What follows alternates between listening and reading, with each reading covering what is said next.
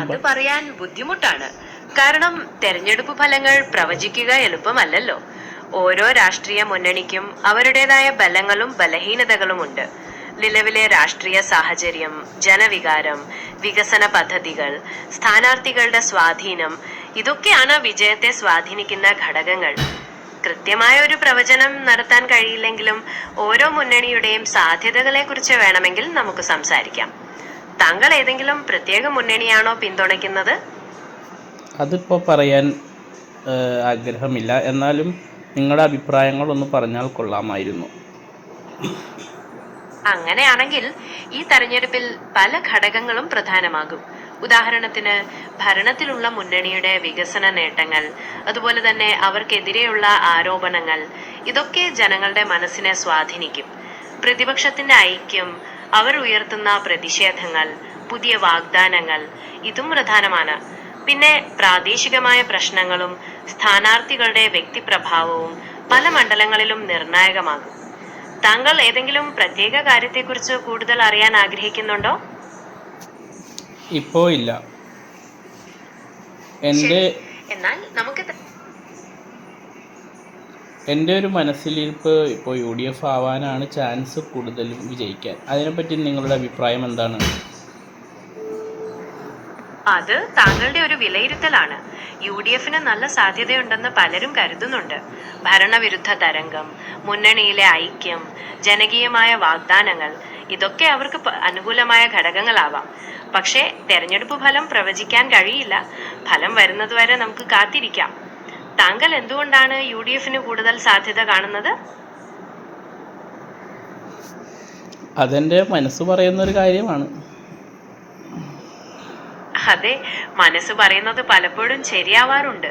താങ്കളുടെ വിലയിരുത്തൽ എത്രത്തോളം ശരിയാകുമെന്ന് നമുക്ക് കാത്തിരുന്ന് കാണാം. തെരഞ്ഞെടുപ്പ് ഫലങ്ങളെ കുറിച്ച് കൂടുതൽ വാർത്തകൾ അറിയാൻ ആഗ്രഹമുണ്ടെങ്കിൽ ചോദിക്കാവുന്നതാണ്. കൂടുതൽ വാർത്തകൾ ഒന്ന് പറയാമോ? ഇന്നത്തെ തെരഞ്ഞെടുപ്പ് വിശേഷങ്ങളാണെങ്കിൽ രാവിലെ മുതൽ നല്ല തിരപ്പാണ് പല പോളിംഗ് ബൂത്തുകളിലും. ഉച്ചവരെ അത്യാവശ്യം നല്ല രീതിയിൽ തന്നെ വോട്ട് രേഖപ്പെടുത്തിയിട്ടുണ്ട്. പ്രമുഖ നേതാക്കളെല്ലാം രാവിലെ തന്നെ വോട്ട് ചെയ്തിട്ടുണ്ട്. ചില ബൂത്തുകളിൽ വോട്ടിംഗ് യന്ത്ര തകരാറുണ്ടായതായ റിപ്പോർട്ടുണ്ടെങ്കിലും അതൊക്കെ പെട്ടെന്ന് പരിഹരിച്ചു. മൊത്തത്തിൽ സമാധാനപരമായ പോളിംഗ് ആണ് നടക്കുന്നത്. താങ്കൾക്ക് ഏതെങ്കിലും പ്രത്യേക പ്രദേശത്തെ വാർത്ത അറിയണോ? അതെ, അറിയണമെന്നുണ്ട്.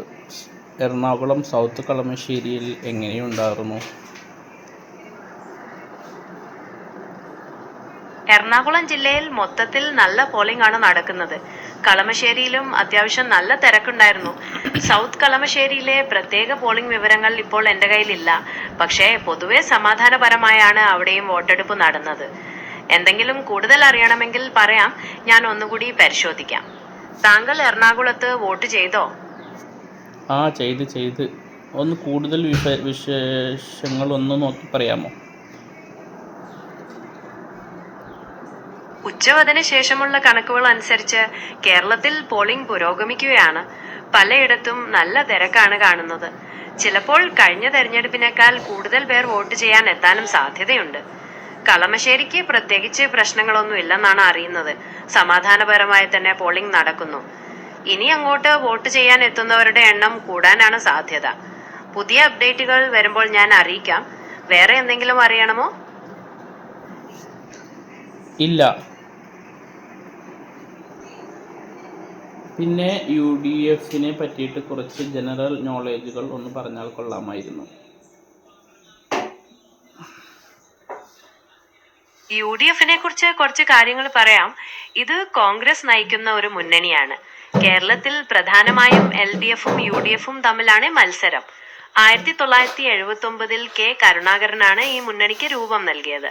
കോൺഗ്രസിനെ കൂടാതെ മുസ്ലിം ലീഗ്, കേരള കോൺഗ്രസിലെ ചില വിഭാഗങ്ങൾ തുടങ്ങിയവരും ഇതിലെ ഘടകകക്ഷികളാണ്. ഇത്രയും പ്രധാനപ്പെട്ട ചില കാര്യങ്ങൾ. കൂടുതൽ എന്തെങ്കിലും അറിയണമെന്നുണ്ടോ? അതെ, അറിയണമെന്നുണ്ട്. പ്രധാന നേതാക്കളെ കുറിച്ച് പറയുകയാണെങ്കിൽ K കരുണാകരൻ, AK ആന്റണി, ഉമ്മൻചാണ്ടി തുടങ്ങിയവരെല്ലാം UDFന്റെ മുൻനിര നേതാക്കളായിരുന്നു. ഇപ്പോൾ VD സതീശൻ, രമേശ് ചെന്നിത്തല, PK കുഞ്ഞാലിക്കുട്ടി തുടങ്ങിയവരാണ് മുന്നണിക്ക് നേതൃത്വം നൽകുന്നത്. രാഷ്ട്രീയപരമായി ഒരു മധ്യവർത്തി നിലപാടാണ് അവർക്കുള്ളത്. സാമൂഹ്യക്ഷേമ പദ്ധതികൾക്കും വികസനയ്ക്കും ഊന്നൽ നൽകുന്ന നയങ്ങളാണ് സാധാരണയായി അവർ സ്വീകരിക്കാറ്. ഇത് സംബന്ധിച്ച് മറ്റെന്തെങ്കിലും അറിയണമെന്നുണ്ടോ? ന്റെ ഭരണകാലത്ത് പല പ്രധാന പദ്ധതികൾക്കും തുടക്കമിട്ടിട്ടുണ്ട്. കൊച്ചി മെട്രോ, കണ്ണൂർ വിമാനത്താവളം, സ്മാർട്ട് സിറ്റി തുടങ്ങിയവയൊക്കെ അതിൽ ഉൾപ്പെടുന്നു. അതുപോലെ മദ്യനയം പരിഷ്കരിച്ചതും ഘട്ടം ഘട്ടമായി പൂട്ടിയ ബാറുകൾക്ക് ലൈസൻസ് നൽകിയതും വലിയ ചർച്ചയായിരുന്നു. പിന്നെ ജനസമ്പർക്ക പരിപാടി പോലുള്ള ക്ഷേമ പദ്ധതികളിലൂടെ ജനങ്ങളിലേക്ക് നേരിട്ട് സഹായം എത്തിക്കാനും ശ്രമിച്ചു. ഇതൊക്കെയാണ് പ്രധാന ജനറൽ നോളജുകൾ. ഇനിയും എന്തെങ്കിലും അറിയണോ? UDFും ഇവർ മാറി മാറി ഭരിക്കുന്ന ഒരു രീതിയായിരുന്നു കുറെ കാലം. എന്നാൽ കഴിഞ്ഞ തവണ LDF ആ പതിവ് തെറ്റിച്ച് ഭരണ തുടർച്ച നേടി. ഇത് UDFനെ സംബന്ധിച്ച് ഒരു വലിയ വെല്ലുവിളിയാണ്. അതുകൊണ്ട് ഇത്തവണ എങ്ങനെയെങ്കിലും തിരിച്ചു വരാനുള്ള ശ്രമത്തിലാണ് അവർ. താങ്കൾക്ക് മറ്റെന്തെങ്കിലും അറിയാൻ ആഗ്രഹിക്കുന്നുണ്ടോ? കേരളത്തിൽ UDF അധികാരത്തിൽ വരുമ്പോൾ സാധാരണയായി സാമ്പത്തിക വളർച്ചയ്ക്കും പുതിയ തൊഴിലവസരങ്ങൾ സൃഷ്ടിക്കുന്നതിനും അതുപോലെ തന്നെ ക്രമസമാധാനം മെച്ചപ്പെടുത്തുന്നതിനും മുൻഗണന നൽകാറുണ്ട്. പിന്നെ ക്ഷേമ പെൻഷനുകൾ വർദ്ധിപ്പിക്കുക, സ്ത്രീകൾക്ക് സൗജന്യ ബസ് യാത്ര ഉറപ്പാക്കുക തുടങ്ങിയ വാഗ്ദാനങ്ങളും പലപ്പോഴും ഉണ്ടാവാറുണ്ട്. ഇതൊക്കെയാണ് പ്രധാന നേട്ടങ്ങളായി പറയാറ്. താങ്കൾക്ക് ഏതെങ്കിലും പ്രത്യേക മേഖലയെക്കുറിച്ച് കൂടുതൽ അറിയണോ?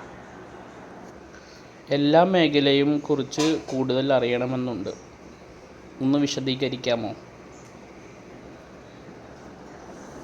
സാമ്പത്തിക കാര്യങ്ങളിൽ UDF കൂടുതൽ നിക്ഷേപങ്ങൾ ആകർഷിക്കാനും വ്യവസായങ്ങൾക്കും തൊഴിലവസരങ്ങൾക്കും കൂടുതൽ ഊന്നൽ നൽകാനുമാണ് ശ്രമിക്കാറ്.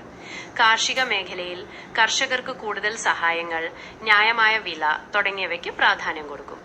ആരോഗ്യരംഗത്ത് സർക്കാർ ആശുപത്രികളുടെ നിലവാരം ഉയർത്തുക, എല്ലാവർക്കും ചികിത്സ ലഭ്യമാക്കുക എന്നതായിരിക്കും ലക്ഷ്യം. വിദ്യാഭ്യാസ മേഖലയിൽ ഉന്നത വിദ്യാഭ്യാസത്തിന് കൂടുതൽ ഊന്നൽ നൽകാനും ആധുനിക സൗകര്യങ്ങൾ ഒരുക്കാനും പദ്ധതികൾ ഉണ്ടാവാം. സാമൂഹ്യക്ഷേമത്തിന്റെ കാര്യത്തിൽ പെൻഷനുകൾ, സൗജന്യ ബസ് യാത്ര തുടങ്ങിയവ പ്രധാനമാണ്. ഏതെങ്കിലും പ്രത്യേക മേഖലയെക്കുറിച്ച് കൂടുതൽ അറിയാനുണ്ടെങ്കിൽ ചോദിക്കാവുന്നതാണ്. കഴിഞ്ഞ പ്രാവശ്യം അവർ തന്ന വാഗ്ദാനങ്ങൾ നിറവേറ്റിയിട്ടുണ്ടോ?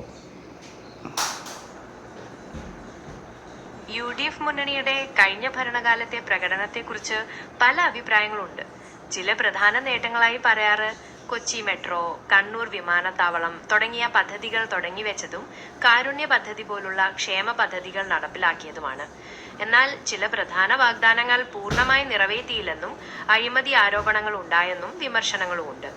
താങ്കൾക്ക് ഏതെങ്കിലും പ്രത്യേക വാഗ്ദാനത്തെക്കുറിച്ചാണോ ചിന്തിക്കുന്നത്?